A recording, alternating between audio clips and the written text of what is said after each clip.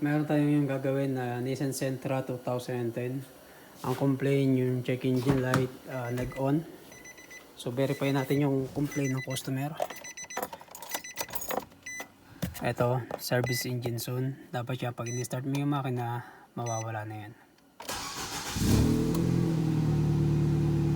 O, nakita natin bumalik. So ibig sabihin may problema yung sasakyan natin. So paano natin malalaman kung ano yung problema ng sasakyan natin? Kailangan natin ng scanner para malaman natin kung ano ang problema ng sasakyan. Ang scanner nga pala, ito guide lang natin kung saan tayo magsisimula. Pero hindi ito mismo yung magsasabi sa atin kung ano talaga yung problema mismo ng sasakyan. Kasi ang dami ko napanood minsan sa YouTube, sabi nila, so lagyan mo ng scanner, pag sinabi na yun yung problema, palitan mo lang yung sensor, so magwo-work. So hindi tayo pwedeng ganun, dapat mag-diagnose muna tayo. Pwedeng ganun, ala chamba, minsan nangyayari na talagang yung sensor may problema pa. Paano naman kung halimbawa yung wiring hindi na may problema? So kawawa naman yung mga customer na bumibili ng parts. Dito sa Canada hindi ganun kamura yung mga parts. So kaya mahirap, huwag tayo maging part changer. Mag-diagnose muna tayo kung ano yung problema talaga yung sasakyan. So yung scanner ko by Bluetooth, so na-hook up ko na sa ilalim sa OBD port. Eto, sorry hindi nyo kita, medyo madilim. So start natin yung sasakyan.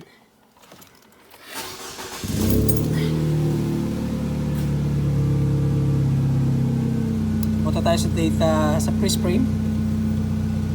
Yung freeze frame napaka-importante kasi ito yung magsasabi sa atin kung saan nagsimula yung check engine light natin. So huwag natin babaliwalain yung freeze frame.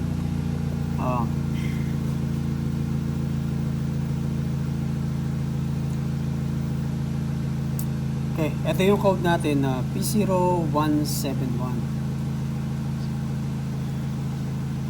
So saan ba nag-trigger yung code natin? Matignan natin kung saan halos pa hindi pa ganun kainit yung temperature. Kung titignan natin, kung titignan mo yung long term positive 7, so nanghihingi siya ng pasok ng gasolina. So ibig sabihin pag positive 7, kinukuman niya yung computer na magdagdag pa ng gasolina kasi kulang yung pinapasok yung gasolina. So 850 sa RPM. So mostly on idle, medyo mataas na konti sa idle. So yung airflow niya is at 33.15. Okay, so yan, meron na tayong pagsisimula. So sa idle siya nag-trigger. So anong susunod natin gawin? Punta tayo sa live data.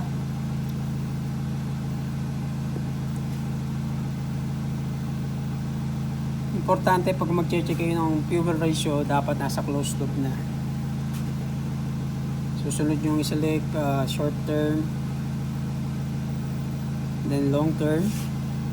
Yan yung pasok ng hangin nyo, ng air mixture nyo doon sa gasolina sa throttle body. So yan yung nire-read ng mass ng air fuel sensor, mass airflow. So saka lambda fuel 1. So dito lang tayo muna magpo-focus. So dito tayo sa loob ng sasakyan.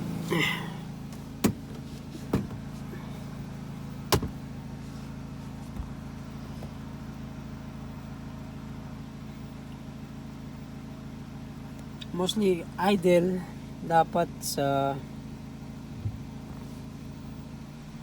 tingnan natin kung magiging mas maayos siya kapag nasa high RPM tayo. Kung magsi-0-0 siya,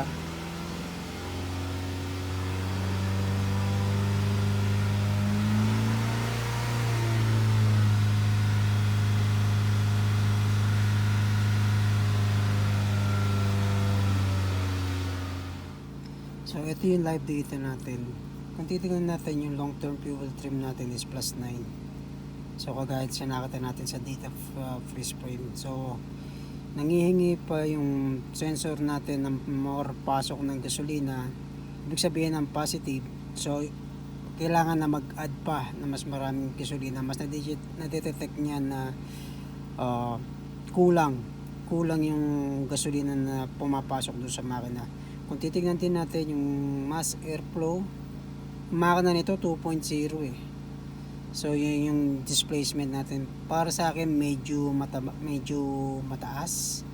So just lagi din natin sa isip natin yun. Isang yun, maaaring marumi rin yung mass airflow natin. Pero sa akin, tingnan natin sa high RPM kung mas magiging maganda yung number nitong short term saka long term, kung magsi-0-0 siya o magka-counter sila sa isa't isa. Mostly para sa akin parang vacuum leak to. So tingnan natin sa high RPM 1,500.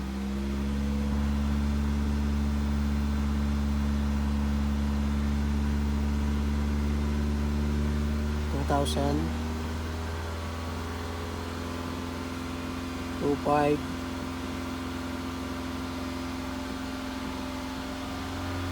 3. So nakita natin nag-0 na yung long term, at yung short term negative 0. So mas maganda siya sa high RPM. Ibig sabihin confirm to, vacuum leak ang problema nito. Okay yung sensor, walang problema, meron tayong leak sa system natin. So anong dapat susunod natin gagawin? Punta tayo sa under the hood, tingnan natin, visual inspection tayo. So saan tayo magsisimula? Magtingin ng mga leak natin. So ang hinahanap natin ay vacuum leak. So ito yung mass airflow. So anumang lahat na pumapasok sa nahangin sa makina na hindi na-detect ng mass airflow, magkakameron talaga tayo ng lean condition o yung sobrang pasok ng hangin, kulang pasok ng gasolina. So visual inspection lang yung susunod. Tingnan natin yung mga hose ng vacuum kung meron.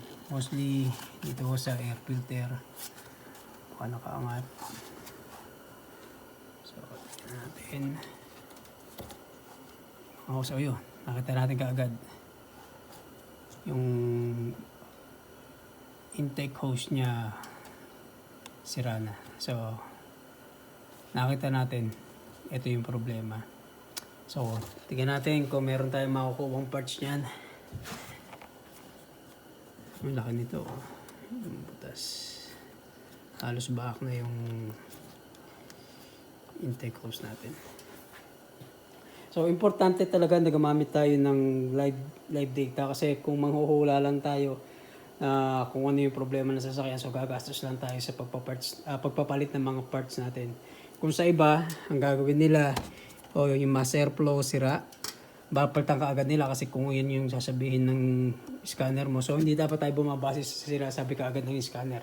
Dapat pag-aralan natin yung numbers sa kung paano talaga yung tamang pag-diagnose ng sasakyan. Ito na yung lumang parts natin.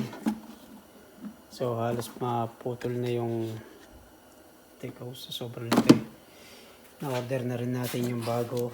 Ito, hindi po biro yung presyo, $141 po. Kaya importante talaga na ma-diagnose natin yung sakit ng sasakyan natin bago tayo magpalit ng kung ano ng mga pyesa, dahil napakamahal. Isin na rin po natin yung intake. Throttle body po.